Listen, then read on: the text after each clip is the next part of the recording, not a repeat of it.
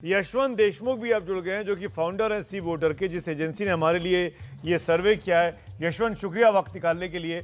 मेरा पहला सवाल और सीधा सवाल, हम लोग बीते 6 महीनों से पोल कर रहे हैं, सितंबर के बाद से लगातार। आज हम फरवरी में आके खड़े हो गए हैं और लगभग यही ट्रेंड चला आ रहा है। बीच में एक बार लगा था कि उछाल हुई है, बहुत ज़्यादा फायदा अखिलेश को और समाजवादी पार्टी को दिख रहा है। तब तो गठबंधन का रूप भी शेप नहीं था, तब तक तो कैंडिडेट भी अनाउंस नहीं हुए थे। लेकिन अभी लगता है कि भारतीय जनता पार्टी ने अपनी पोजीशन को और मजबूत कर लिया है, कंसोलिडेट कर लिया है।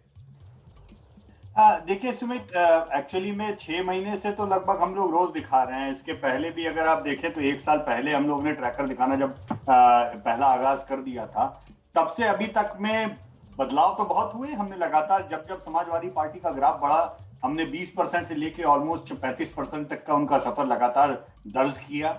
हमने बीजेपी का 50% से घट के 42-41% तक आने वाला सफर भी दर्ज किया।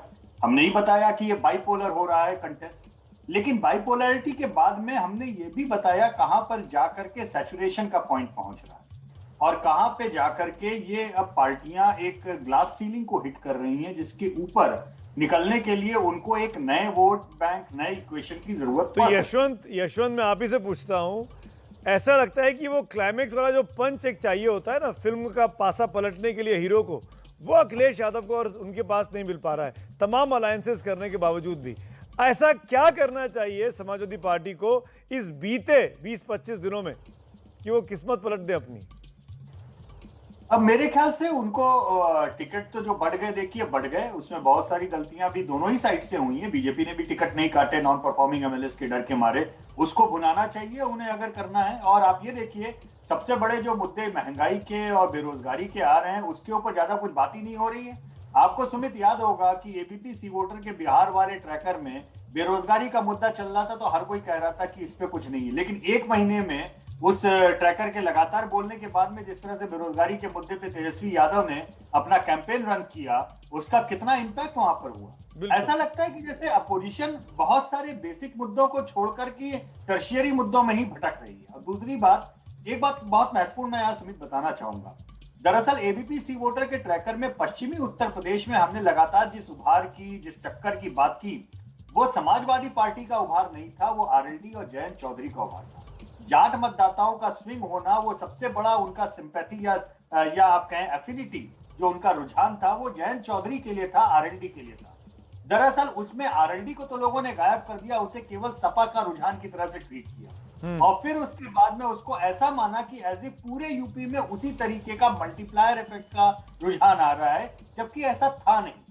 सबसे बड़ा रुझान उनका उभार जो था वो हुआ पश्चिमी उत्तर प्रदेश में। लेकिन क्या बचे हुए उत्तर प्रदेश में उन्हें आरएलडी की टक्कर के अलायंस पार्टनर या जयंत चौधरी की टक्कर के पैन रीजनल या पैन कास्ट ग्रुप वाले नेता मिले हैं क्या? जी, जयंत चौधरी अगर आज खड़े होकर कहें कि हमको बहुमत में जाट मतदाता हमको वोट दे रहे हैं, हम उस पर यकीन कर लेंगे, आंकड़े उसको बोल रहे हैं। लेकिन क्या मौर्य साहब ये बात कह सकते हैं? क्या राजभर साहब ये बात कह सकते हैं? क्या वो पैन यूपी के राजभरों के नेता हैं या पैन यूपी के मौर्य मतदाताओं के नेता हैं, सैनी मतदाताओं के नेता हैं, कुशवाहा के नेता हैं? पैन यूपी तो छोड़िए, क्या पूरे पूर्वांचल में वो उसका कह सकते हैं? अभी पूर्वांचल की बहस में चलेंगे यशवंत, अभी तो हमने 2 ही रीजन की बात की है। जो बात अभी समझने की है वो ये कि हमने शायद आरएलडी का जो हमने मतलब जो मीडिया में और बाकी की बात हो रही है, जब हम आरएलडी का उभार और रुझान बता रहे थे तो बाकी सब लोग केवल उसको एसपी के उभान या एसपी के रुझान की तरह से ट्रीट कर रहे थे। मुझे लगता है कि वहां पे समझ में थोड़ी सी एक गड़बड़ी रही है। देखते हैं लौटूंगा। बड़ा उद्धार वैसा नहीं है अवध में या बुंदेलखंड में, बिल्कुल इतना पश्चिमी।